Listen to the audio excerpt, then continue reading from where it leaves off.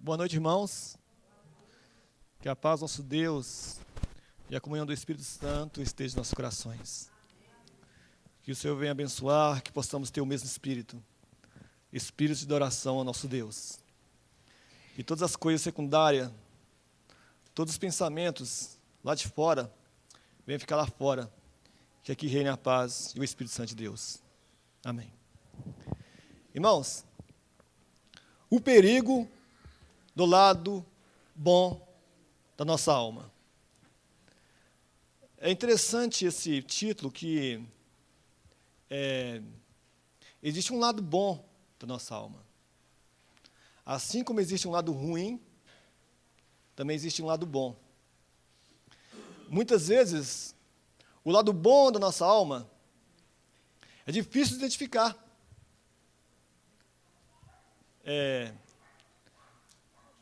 Ou melhor, o lado ruim da nossa alma é fácil de identificar. É fácil porque quando você perde a paciência, quando você dá uma má resposta, quando você fica irado, esse lado ruim, ele é fácil de identificar quando se manifesta esses sentimentos. Mas muitas vezes, o lado bom, ele é difícil de ser identificado. No entanto, ele é confundido com santificação. O perigo do lado bom da nossa alma. Sabemos que Jesus, João capítulo 5,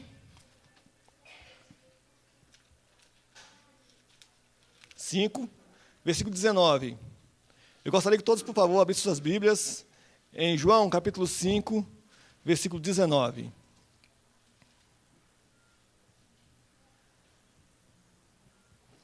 Jesus disse, amém?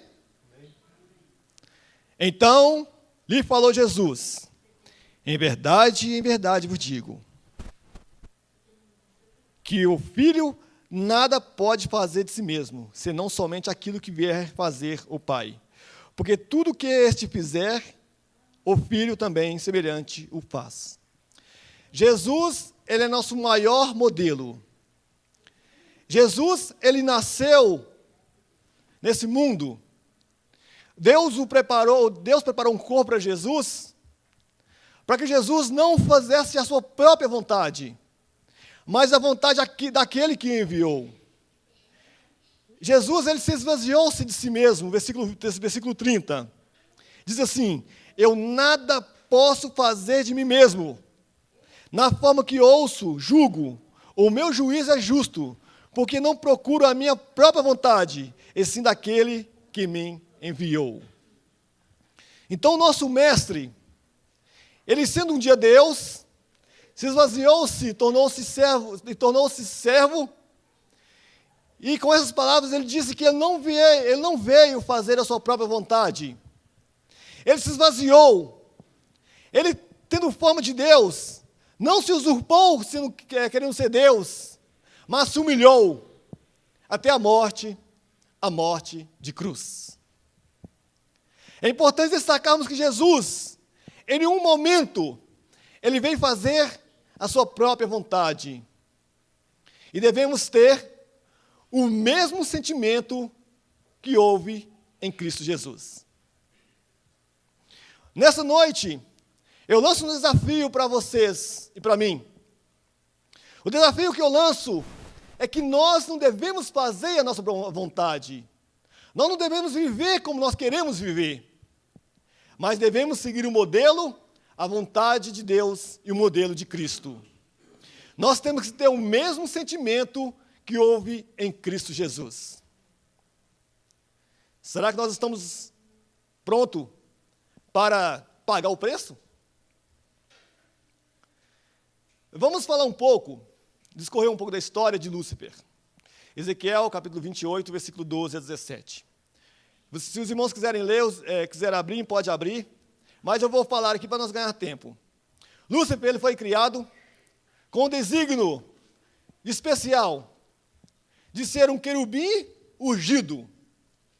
Querubim ungido, irmãos, era uma classe especial no céu. Era uma classe única no céu. Ele era o único que era ungido.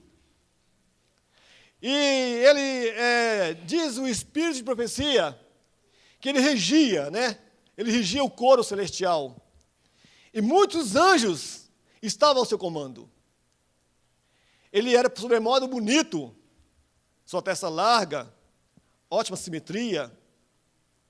Lúcifer, ele era um homem, se você perguntasse a Deus, Deus, me mostra a perfeição, me mostre o que é mais lindo do teu reino, ele mostrava para o anjo Lúcifer.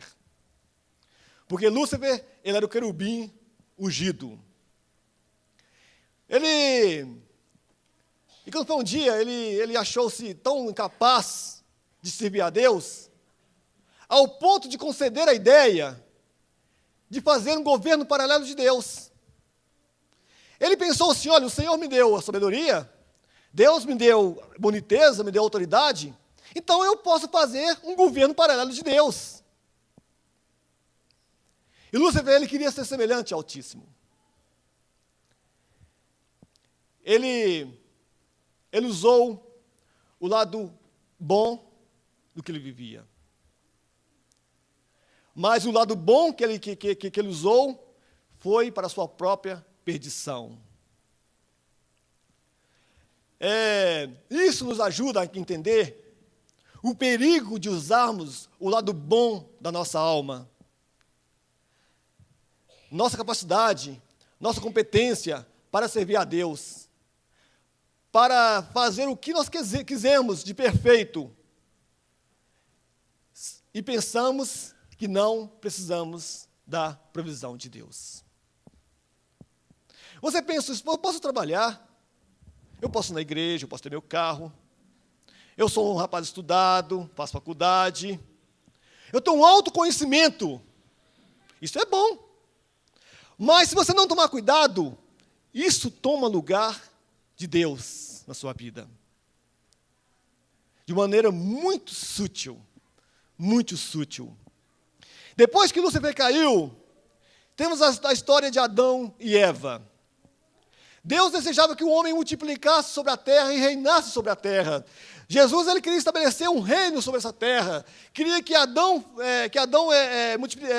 procriasse com Eva. E Jesus seria o príncipe desse mundo.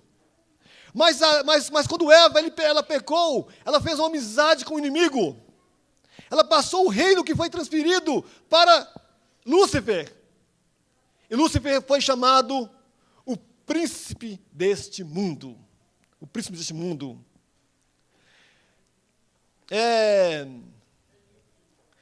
Quando Deus criou o homem, é importante analisarmos como Deus criou o homem. Deus criou o homem de 3 partes: o corpo, a alma e o espírito. 3 partes: o corpo, a alma e o espírito. O corpo. Deus pegou, antes de dar a vida ao homem, Deus ele fez o boneco, era o corpo físico do homem. E Deus soprou nele o fôlego de vida, que é o Espírito de Deus. Em João 4,24, Deus é Espírito. Importa que os verdadeiros adoradores adorem Deus em Espírito e em verdade. E Deus soprou nele o fôlego de vida, o Espírito. E o homem passou a ser o quê? Alma vivente. O homem passou a ter uma alma vivente. Eu posso destacar que a alma aqui é todas as suas vontades. A sua vontade, a sua alma é o seu ser, a sua opinião, a sua personalidade, o seu livre-arbítrio. Isso é sua alma. O seu corpo é a matéria. O seu corpo é a matéria. Mas a sua alma, eu posso dizer que é a sua mente e seu coração. A sua alma é a sua personalidade. E o Espírito é a única forma que Deus pode comunicar com você individualmente. Essa vida entrando no homem, essa vida quando entrou em Adão, o fôlego de vida, o Espírito, Deus quer penetrar até a sua alma, o seu espírito, e saturar totalmente a sua vida e colocar você como viver totalmente em espírito.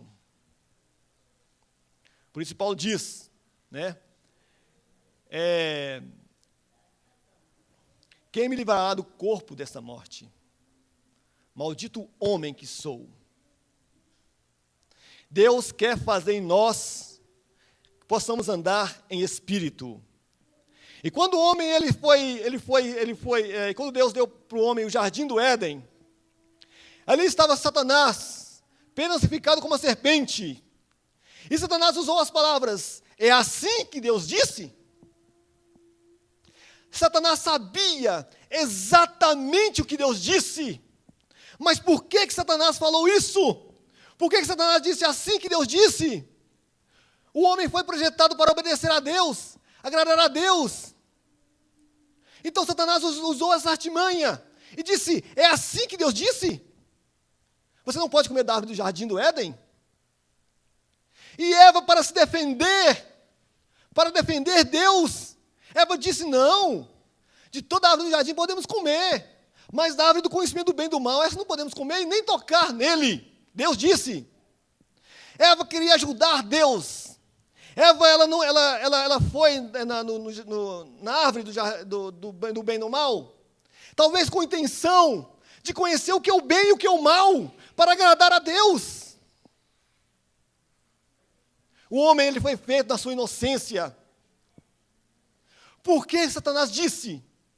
Assim que Deus disse: de toda árvore do jardim comereis. Porque Satanás, ele queria ativar o lado bom da alma de Eva. Adão e Eva, propriamente dito Eva, foi projetada totalmente boa. Não tinha nenhuma noção de maldade. Era um ser inocente.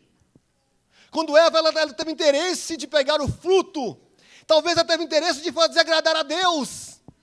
Nós vivemos numa sociedade onde nós separamos o bem do mal, o fruto do bem e o fruto do mal. Mas nós devemos observar que o fruto do bem, do conhecimento do bem e do mal, está na mesma árvore. Já pensaram se Eva desse as costas para o maligno? Já pensaram o que ia acontecer se Eva não comesse do fruto da árvore do jardim do Éden? Mas Eva, ela comeu do fruto com a intenção de agradar a Deus, porque ela não conhecia o mal. E ela comeu do fruto, e Satanás aí teve um sucesso. Teve sucesso. Eva se colocou nas mãos do diabo. Ela queria fazer a vontade de Deus, comendo o fruto do jardim do conhecimento do bem e do mal, para fazer a vontade de Deus. Mas Deus não precisa disso.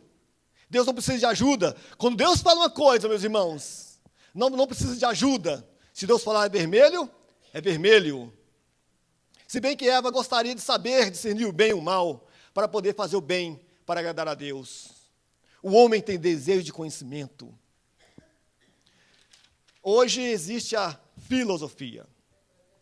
Hoje as faculdades, igual o irmão Kleber pegou no sábado aqui, estão cheias de jovens. Hoje o conhecimento está expandindo. Pessoas dizem que antigamente o que tinha poder era o dinheiro. Hoje quem tem o poder é o conhecimento. E quanto mais conhecimento as pessoas têm, mais se aprofunda no abismo. Mais se aprofunda no abismo. E as pessoas, elas têm a sede de conhecimento. Eu quero conhecer, porque quando a pessoa tem o conhecimento, ela tem sensação de comandar a situação. Ela tem sensação de ter controle sobre a situação onde vive. É aí que está o perigo. É aí que está o perigo.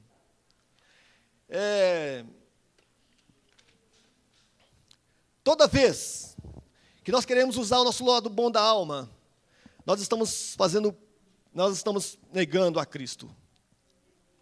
Quer um exemplo? O apóstolo Pedro. O apóstolo Pedro, quando ele falou com Jesus assim: olha, Senhor Jesus, eu não quero que o Senhor morra. O Senhor não vai para morrer. E Jesus olhou para ele e disse assim: aparta de mim, Satanás. Aparentemente, Pedro queria fazer algo bom para Cristo. Ele queria proteger a Cristo, mas não é isso. O perigo de usar o lado bom da nossa alma está aí. É querer você fazer do jeito que você quer. Por exemplo, a igreja, nós cremos que existe o dízimos e as ofertas. Mas você pega o seu dinheiro, eu não vou dar dízimo para a igreja não, vou ajudar um pobre. Isto é usar o seu lado bom da sua alma. Eu não vou dar o dízimo não, o dinheiro do dízimo eu vou fazer uma ajuda a Novo Céu, por exemplo. Isto é usando o lado bom da sua alma. Quando Deus te pede uma coisa, meus irmãos, não adianta, é isso que Deus quer. Falando de Caim e Abel. Caim, Caim e Abel foi educado nos mesmos princípios. Irmão White fala que constantemente Adão e Eva dirigia-se Caim e Abel ao altar, nas portas do Éden. Ensinava para ele, contava para ele a história. Do mesmo princípio que Abel foi criado, Caim também foi criado. E chegou um certo tempo que Caim e Abel foram levar uma oferta ao Senhor. Abel era pastor e Caim era lavrador. Talvez ele pensava assim, Deus amaldiçoou a terra, então eu preciso trabalhar na terra para produzir frutos. E Caim, meus irmãos, ele pegou o melhor fruto que existia naquela época. Ele queria agradar a Deus. Ele pegou o fruto que ele mais, mais apreciava naquela época, naquela terra. Ele pegou aquele fruto, os melhores frutos da sua vinha, os melhores frutos da sua colheita, e ofereceu a Deus. A questão é, o que é de errado no sacrifício de Caim? O que é de errado? Caim queria agradar a Deus, ele pegou os melhores frutos, mas Deus não se agradou da oferta de Caim. E Deus chama a oferta de Caim de mal, de coisas ruins. Irmãos, como pode ser isso?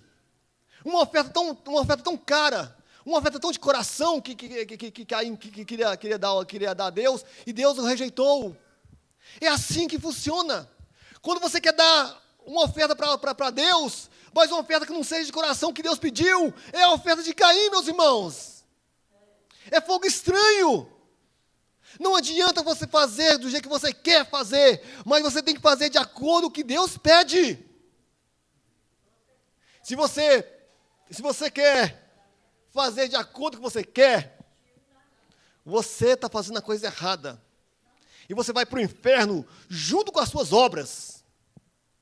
Porque as nossas obras não valem nada. Não valem nada. Como Jesus disse, eu não faço a minha vontade, mas a vontade daquele que me enviou. Isso é algo sério. Porque não devemos viver como nós queremos viver. Mas nós temos que viver de acordo com a palavra do Senhor fala. É assim, meus irmãos. Para você ser feliz, eu sempre digo isso para meus filhos, nós temos que obedecer à lei de Deus. Para nós temos que ser felizes, para que as bênçãos cheguem até nós temos que obedecer à lei de Deus. Não adianta você falar, olha, eu sei todos os mandamentos de Deus, eu sei que eu tenho que fazer isso, tenho que fazer aquilo, mas não obedece. Isso é oferta de Caim. Eu não fumo, eu não bebo. Isto é oferta de Caim. Nós devemos viver não conforme a nossa própria vontade. Eu tive uma conversa com um jovem antes de vir para a igreja. Eu falei, olha, você tem que entregar a sua vida a Jesus. Ele me respondeu assim, eu sei que tenho que entregar minha vida a Jesus, mas eu não bebo, eu gosto muito de trabalhar, eu sei que o que é certo, mas sinceridade não é sinônimo de salvação. Irmãos, se você está pensando, se você vem na igreja, se você está pensando, se você dá esmola para alguém, se você está pensando, se você fazer o bem, isso vai te servir para a sua salvação, você está perdido, meu irmão. Você está perdido, porque em nós não temos nada de bom em nós. Nada. Olha, se vocês pensarem numa coisa bem ruim, bem terrível, é o homem. Até suas obras boas que você faz, que você acha que é boa, está poluída pelo pecado. Miserável homem que somos, Tiago. Somos miserável, pobre, cego e nu. O que vale que temos? Se você trabalha tanto, quando você morrer, para quem vai ficar? Se você quer projetos, quer construir casas, lojas, carros, fazendas, sítios, e você vai morrer, para quem vai ficar? Se você quer viver nesse maldito sistema que nos escraviza, quando você morrer, para quem vai ficar? Devemos ser libertos, irmãos. Devemos ser libertos. E diz a palavra do Senhor que o homem sem Deus não é nada. As obras não é nada. Nada, nada, nada. Eu sempre falo com os irmãos da igreja, a justificação pela fé é uma mensagem assim, profunda, que muitas vezes não entra na minha cabeça. Mas a coisa que eu aprendi é que eu não posso fazer nada. Nada, nada, nada. Tudo que eu fizer não vale nada. Sabe por quê? Porque não sou nada. Não sou nada. Quando você olha para o universo e vê aquele tantão de planetas grandões, milhões de planetas grandões, não vale a pena ser orgulhoso. Não vale a pena trabalhar tanto para adquirir bens materiais. Não vale a pena correr atrás das riquezas. Não vale a pena você trabalhar tanto para você conseguir comprar um carro, uma casa. Deus sabe que isso é necessário para você. Você não deve se turbar seu coração. Você não deve andar ansioso, porque Deus sabe, irmãos, que nós precisamos de comida. Deus sabe que o mundo que vivemos, precisamos de roupa para vestir, precisamos de um carro para se movimentar. Deus sabe que no mundo que nós vivemos, que Deus sabe que você precisa de uma casa para você habitar. Deus sabe muito bem disso, mas Deus quer que você não fique ansioso, simplesmente isso. E pensamos, eu vou levar uma oferta para a igreja, eu vou ajudar o próximo, porque o Senhor vai me ajudar, o Senhor vai me ajudar. Mas não é isso, irmãos. As bênçãos de Deus é de graça. É de graça. E Caim usou a melhor oferta que tinha e Deus o rejeitou. Pense nisso, meus irmãos. Caim usou o melhor que ele tinha e Deus o rejeitou. Rejeitou sua oferta. Porque Caim usou o seu lado bom da sua alma.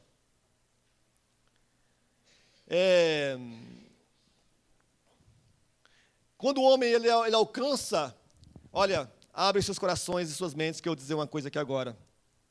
Quando o homem ele alcança o seu conhecimento,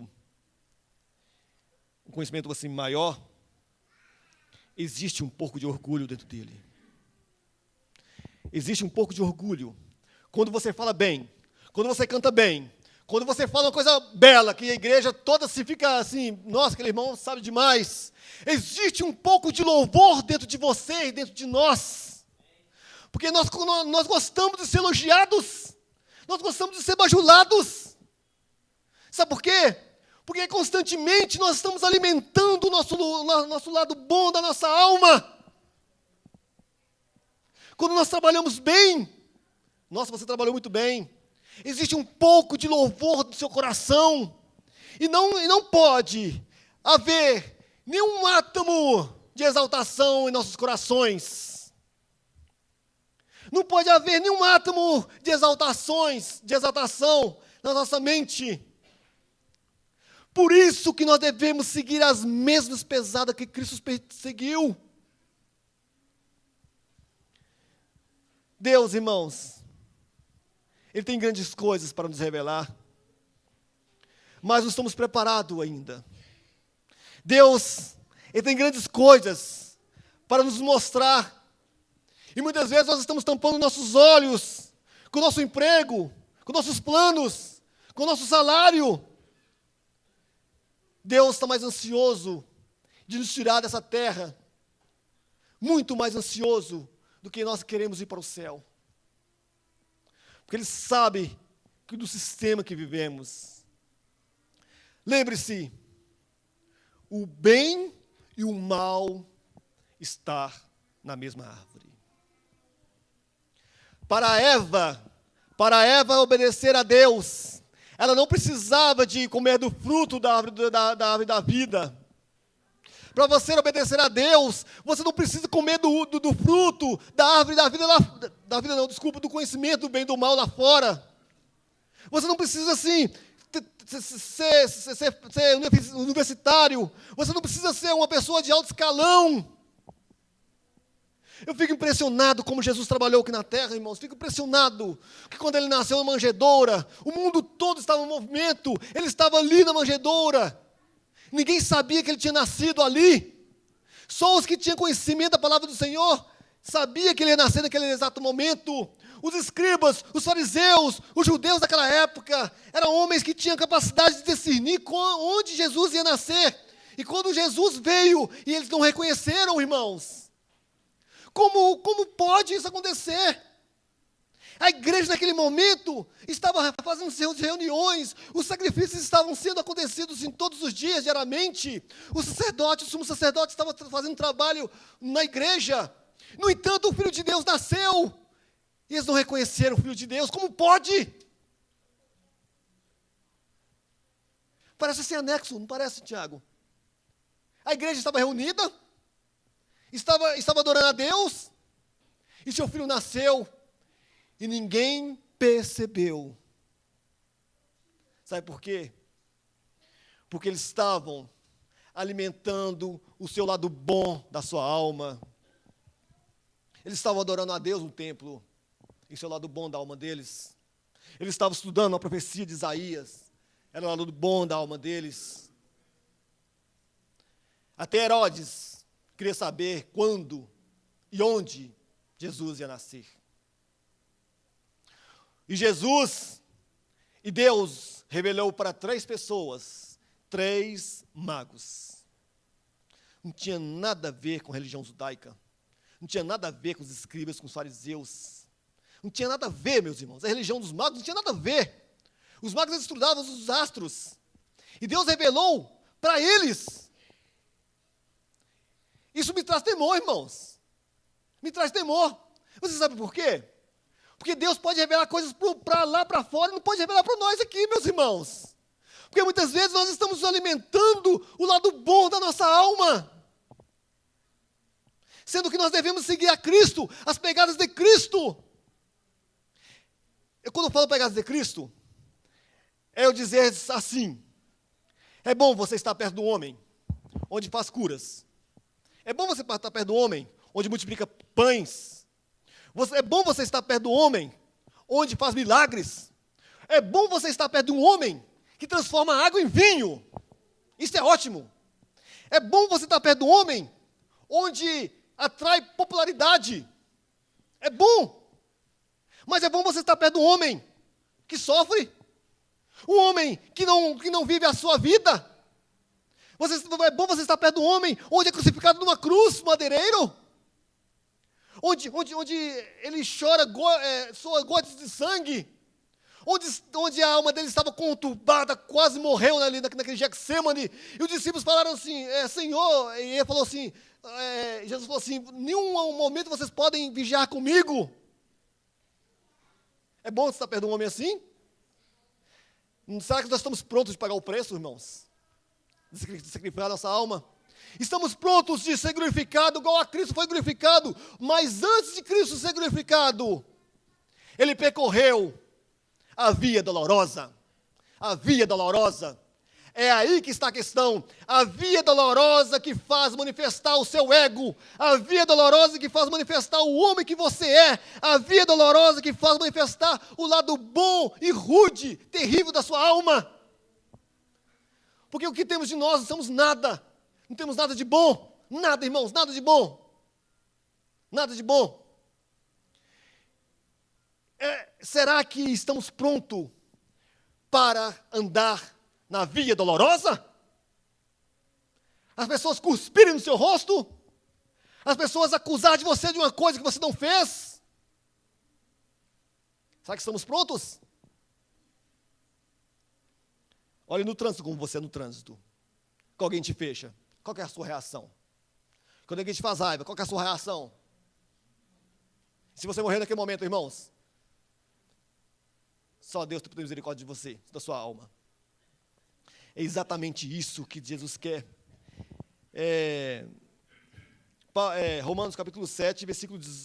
Romanos capítulo 7. Olha o que Paulo diz sobre a sua alma.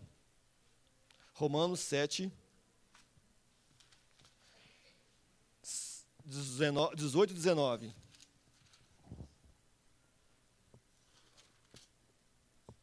Amém? Diz aqui, ó. Romanos 7, 18 e 19. Diz assim, ó. Olha o que Paulo disse. Eu gostaria que a igreja fizesse silêncio. Porque eu sei que em mim, isto é, na minha carne, não habita bem nenhum. Pois o querer o bem está em mim, não porém o efetuá-lo. Porque não faço o bem que prefiro, mas o mal que não quero, isso eu faço. Mas se eu faço o que não quero, 20, já não sou eu que faço, esse um pecado que habita em mim. Então, o que querer fazer o bem, encontro a lei de que o mal reside em mim. Irmãos, versículo 22 diz assim, ó, portanto, no tocante do homem interior, tenho prazer na lei de Deus. Paulo está dizendo aqui que nada temos de bom em nós mesmos. Em nós mesmos. Sabe por quê? Porque as coisas boas não nos atraem. As coisas boas não nos atraem. Quer um exemplo disso? Quando você pega um jornalzinho, né? Eu não leio aquele jornal, graças a Deus. O Super. A primeira página está escrito lá: sangue, roubo, sequestro. Essas coisas atraem as pessoas. Assassinato, sangue. Sabe por que atrai as pessoas? Sabe por que a salvação, as pessoas não querem a salvação? Porque é bom. Porque a salvação é vida eterna, a salvação é felicidade eterna, a salvação é tudo de bom. Mas o homem não. O homem quer ter vida eterna, mas nos seus pecados. O homem tem a tendência de fazer o mal, irmão. Isso é natural do homem. Isso é inerente do homem. Então não existe ninguém bonzinho não, meu irmão. Então, quando você prega o evangelho para a pessoa uma coisa boa, ele não aceita, porque o coração deles é ruim. É ruim. E Paulo disse que em nós, meus queridos irmãos, nós não temos nada de bom. Absolutamente nada de bom. E quando nós manifestamos esse lado bom da nossa vida, nós caímos em fracasso. E o homem torna-se soberbo. O ego que está o problema do homem. Está no ego do homem.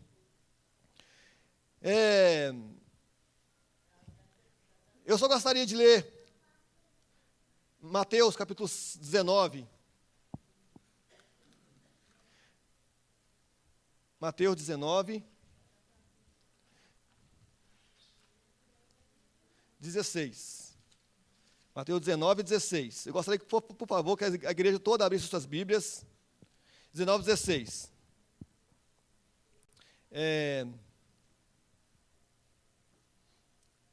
16. Amém?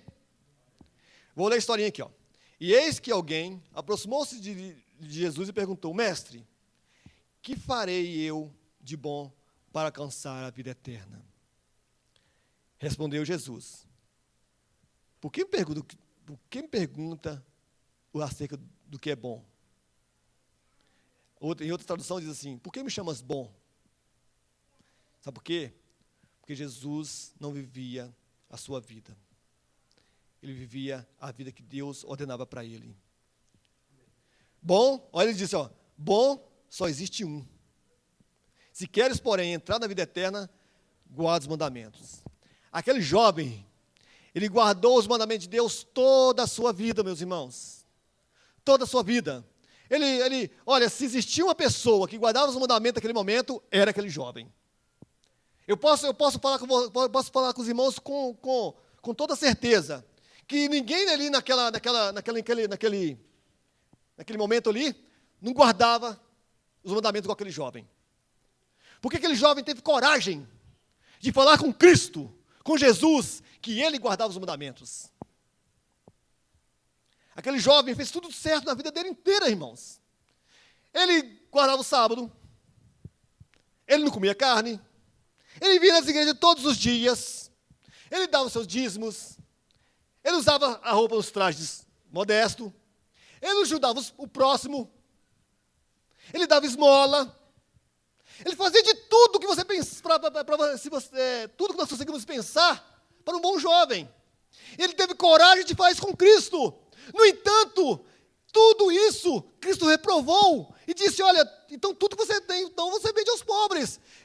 Jesus, ele usou a parte ruim da sua alma para despertar. Jesus usou as palavras para despertar o lado ruim da alma dele. Qual era o problema dele? Qual era o problema dele? Egoísta, egocêntrico. Ele pegava o louvor só para ele. Ele fazia a obra ruim? Jovem rico fazia obra ruim, irmãos? Não fazia obra ruim. Irmãos, que perigo que estamos hoje. Que perigo que estamos hoje, irmãos. Vocês não sabem o perigo que nós estamos vivendo hoje, irmãos. Nós vemos na igreja, nós pregamos, nós vestimos a roupa bonitinha, nosso torno de estrado, né, tudo bonitinho, né? E fazemos tudo certinho. Vimos na igreja, olha a saia das irmãs, está tudo na medida. Mas você não sabe o que está no coração de cada um, no seu coração. Algo ruim, algo que Deus reprova. E Deus reprovou o coração daquele jovem rico. Deus reprovou. E falou: olha, você tem que seguir as mesmas pegadas. A primeira coisa que você tem que fazer é vender tudo. Já pensou se essa afirmação fosse para você? Vende tudo e dá para os pobres. Qual seria a sua reação? Devemos tomar cuidado com o nosso lado ruim da nossa alma. Antes de terminarmos, eu gostaria de frisar que eu quero falar com você que tem desejo de viver a vida de Cristo. Eu quero falar com você que teve o tempo todo se perguntando: Senhor, olha, eu tenho feito muito para te agradar, mas existe algo na minha vida que eu não consigo completar. Eu quero falar com você uma coisa, é simples. Entregue sua vida a Cristo. Irmãos, é até assim meio estranho eu falar para a igreja tão amadurecida, entregar sua vida a Cristo, mas é isso que falta em nós, irmãos. O mais principal falta isso. Guardar sábado, você guarda de letra. Comer carne? Tem pessoas aqui mais de 30 anos que não comem carne. Usar saias? Não posso falar melhor das irmãs. Mas entregue sua vida a Cristo. É isso que falta para a igreja. Para a igreja reavivar, irmãos. Para a igreja fazer sucesso no mundo, nós temos que entregar nossa vida a Cristo. Nós temos que fazer a vontade de Deus. Não a vontade da igreja, não a vontade do pastor, do dirigente, não a vontade do sistema, do trabalho, mas a vontade de Deus. E Deus quer restaurar a sua alma. Ele quer fazer, olha o que Deus quer fazer com você. Ele te deu o Espírito, você tornou-se alma vivente, através do seu corpo. Ele quer viver através do seu corpo. Ele quer que você vive em espírito, irmãos. Em espírito, em verdade. Ele quer fundir a vontade dele, a sua vontade. Por isso, ele não quer tirar o seu livre-arbítrio, não. Ele quer deixar a sua individualidade. Mas Ele quer que você seja um ser espiritual.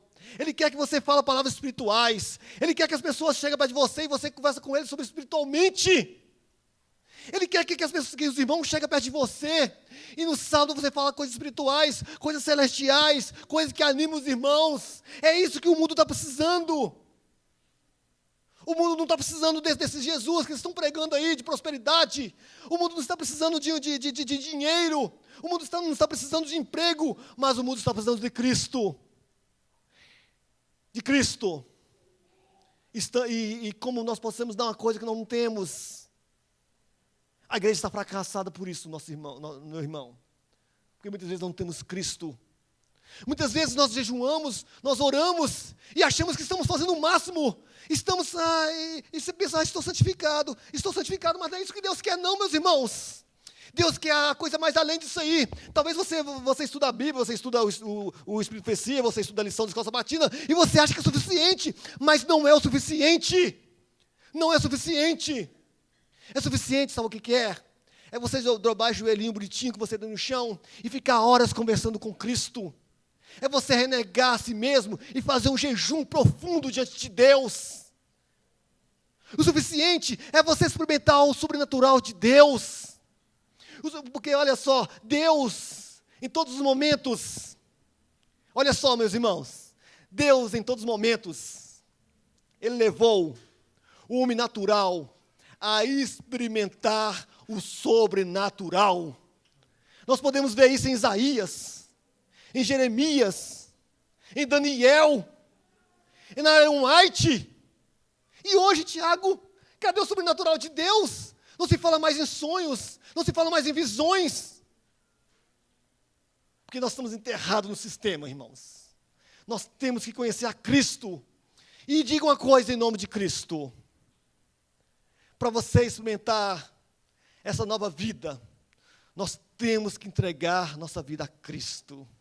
Nós temos que entregar nossa vida a Jesus. Aí sim você vai ajoelhar e vai sentir a atmosfera do céu te cobrindo.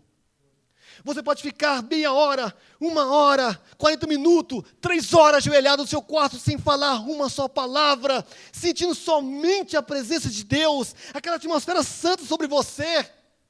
É exatamente isso que Moisés sentiu. Ficou 40 anos, 40 dias sem comer. Somente na presença de Deus, irmãos. Isso é maravilhoso. Isso deve encher nosso ser. Isso esvazia o ser humano, esvazia nosso ego. E quando nós experimentamos isso, nós seremos uma nova criatura em Cristo Jesus. E quando o Senhor voltar, Ele vai restaurar o seu corpo, porque o Espírito é de Deus. O corpo, você vai ser transformado sem nenhum esforço humano. Seu corpo vai ser modificado sem nenhum esforço humano. Mas a alma depende de você, depende de mim. A sua alma depende de você.